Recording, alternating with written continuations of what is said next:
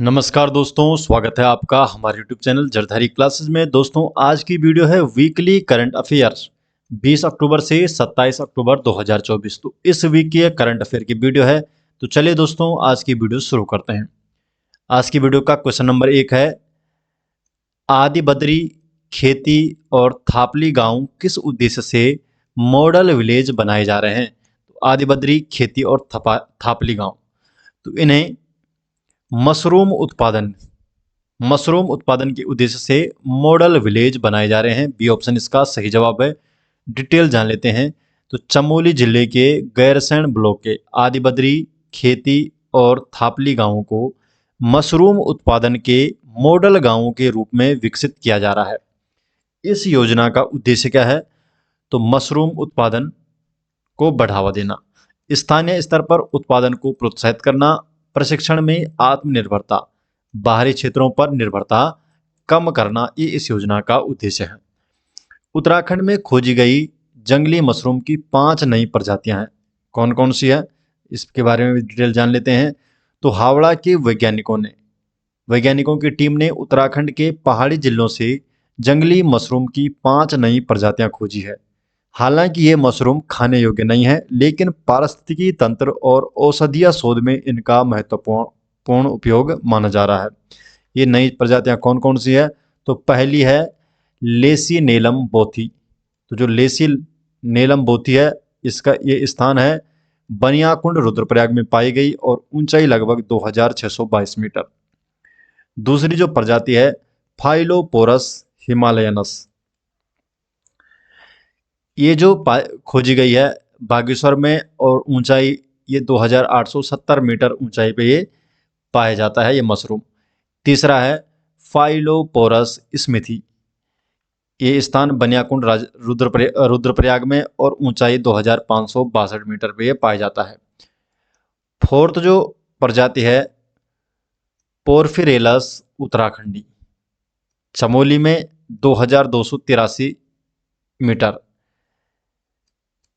रेटिबोलेटस स्यूडोस्टिवलिस, ये पाई गई बागेश्वर में 2545 मीटर। तो दोस्तों, ये 5 नई प्रजातियां उत्तराखंड में मशरूम की पाई गई है। दोस्तों, आपको एक महत्वपूर्ण जानकारी दे दूं, आपके लिए उत्तराखंड करंट अफेयर की ई बुक बन चुकी है। सितंबर 2023 से अक्टूबर 2024 तक के उत्तराखंड के कंप्लीट करंट अफेयर की ई बुक, इसमें सभी डिटेल दे रखी है। आप इसे भी चेक कर सकते हैं और आप इसे ले सकते हैं jardhariclasses.in, और लिंक हमने डिस्क्रिप्शन में भी दे रखा है इसका। क्वेश्चन नंबर 2 है, उत्तराखंड में स्पर्श हिमालय महोत्सव का शुभारंभ कहाँ किया गया? तो स्पर्श हिमालय महोत्सव का शुभारंभ देहरादून में किया गया। सी ऑप्शन इसका सही जवाब है, देहरादून। देहरादून के थानों में अंतर्राष्ट्रीय साहित्य संस्कृति एवं कला समारोह स्पर्श हिमालय महोत्सव का शुभारंभ किया गया और इस अवसर पर पूर्व राष्ट्रपति रामनाथ कोविंद, राज्यपाल गुरमीत सिंह और मुख्यमंत्री पुष्कर सिंह धामी उपस्थित रहे हैं। ये 3 दिवसीय महोत्सव है। उद्देश्य है इस महोत्सव का, तो ये महोत्सव प्रदेश के साहित्यकारों और कलाकारों को अद्वितीय मंच प्रदान करेगा। प्रदेश की संस्कृति को वैश्विक मंच पर प्रस्तुत करने का एक महत्वपूर्ण ये माध्यम बनेगा और इस अवसर पर देश के पहले हिमालयी लेखक गांव का लोकार्पण भी किया गया। तो लेखक गांव का लोकार्पण किया गया। क्वेश्चन नंबर 3, उत्तराखंड में अंतर्राष्ट्रीय संसदीय अध्ययन शोध एवं प्रशिक्षण संस्थान कहाँ स्थापित होगा?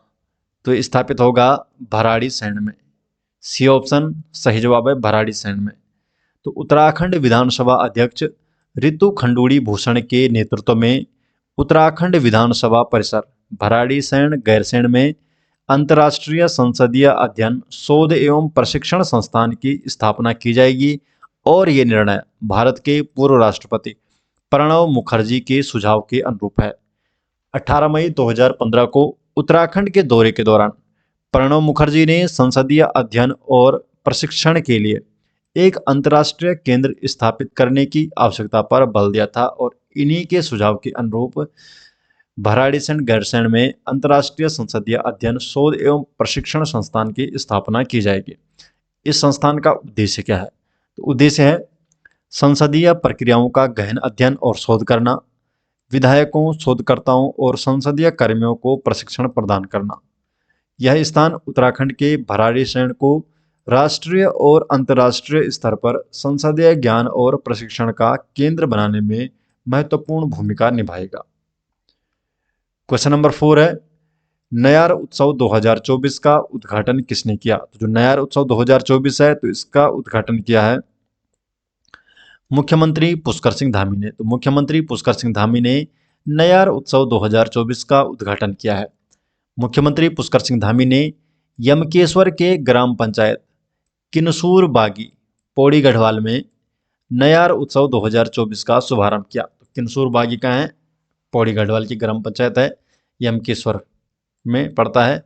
और इस महोत्सव का उद्देश्य है, तो इस उत्सव के माध्यम से क्षेत्र को विश्व पटल पर नई पहचान मिलेगी। पर्यटन गतिविधियों के कारण व्यापार और आर्थिक विकास को बढ़ावा मिलेगा।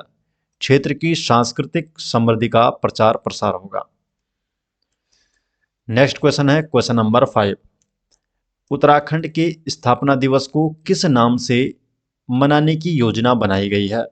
जो उत्तराखंड स्थापना दिवस है तो इसे देवभूमि रजोत्सव उत्तराखंड रजत गाथा, तो देवभूमि रजोत्सव उत्तराखंड रजत गाथा के रूप में मनाने की योजना बनाई गई है। बी ऑप्शन सही जवाब है।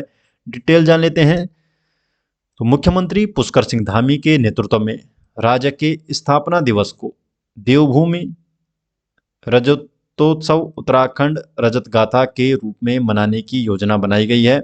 और ये आयोजन न केवल उत्तराखंड की प्रगति को दर्शाएगा बल्कि राज्य के प्रवासी और स्थानीय लोगों को भी इस गौरवशाली यात्रा का हिस्सा बनाएगा।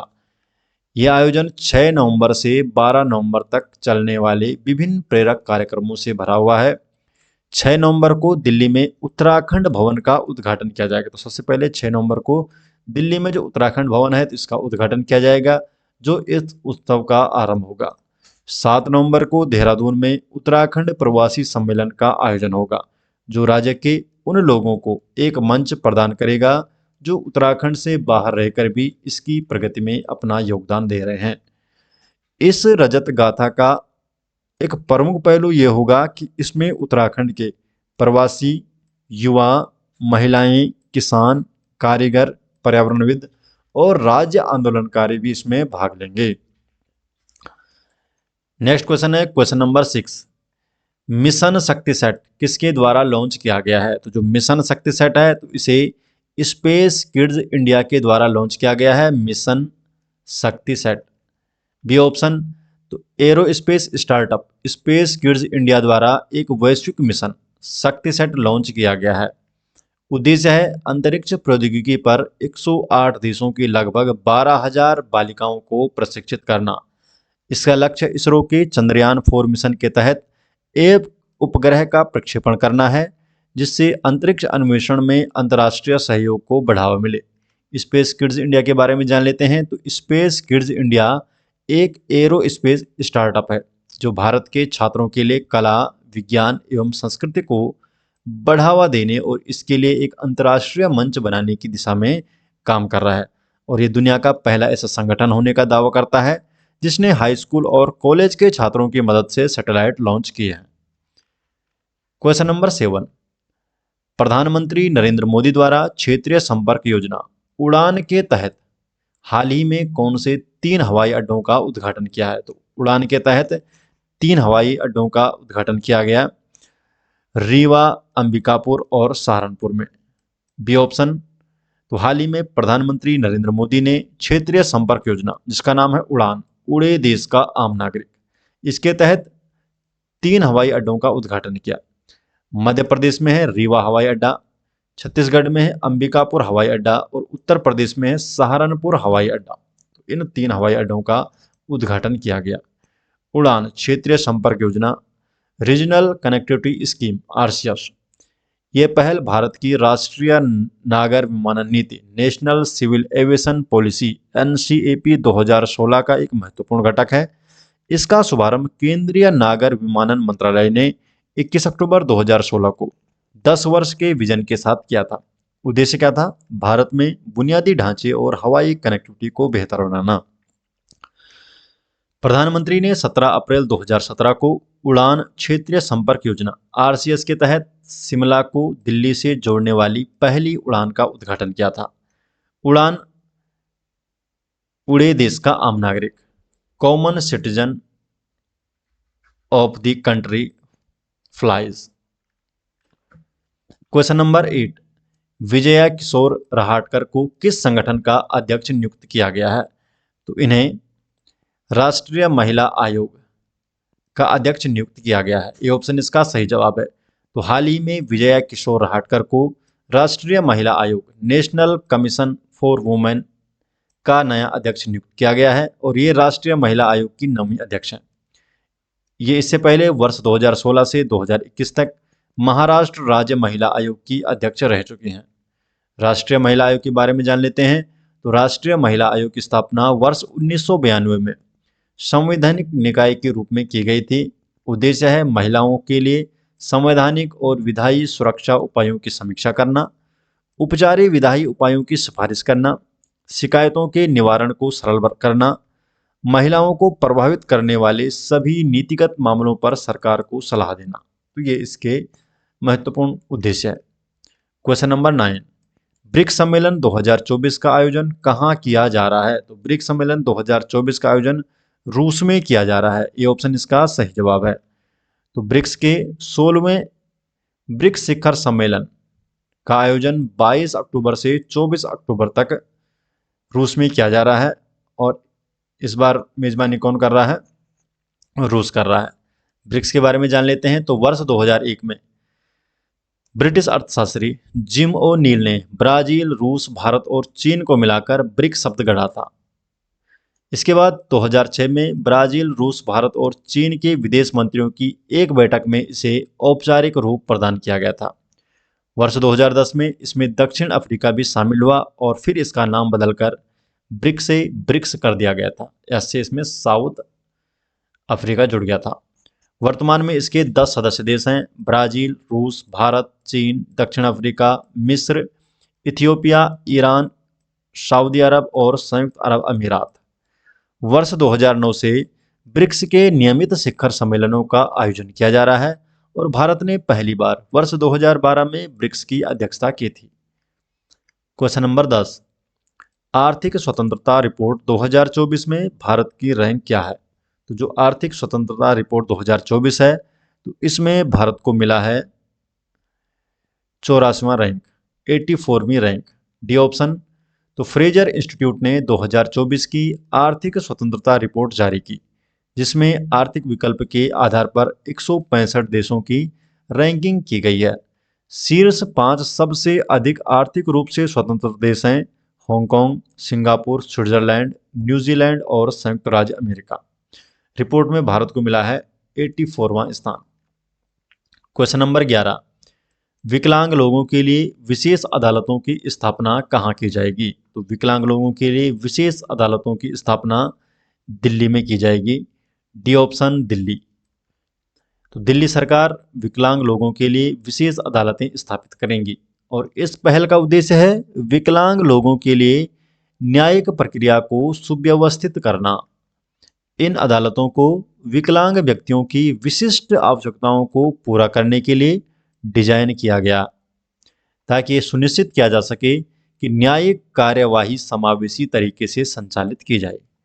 नई अदालतें कानूनी सेवाओं तक पहुंचने में विकलांग व्यक्तियों के सामने आने वाली चुनौतियों को कम करेंगी और इस पहल का मूल सिद्धांत है किसी भी विकलांग व्यक्ति को न्याय से वंचित नहीं किया जाना चाहिए। तो ये मूल सिद्धांत पे ये काम करेगी। क्वेश्चन नंबर 12, विश्व पोलियो दिवस कब मनाया जाता है? तो जो विश्व पोलियो दिवस है तो विश्व पोलियो दिवस हर साल 24 अक्टूबर को मनाया जाता है, सी ऑप्शन सही जवाब है। तो 24 अक्टूबर को विश्व पोलियो दिवस मनाया जाता है।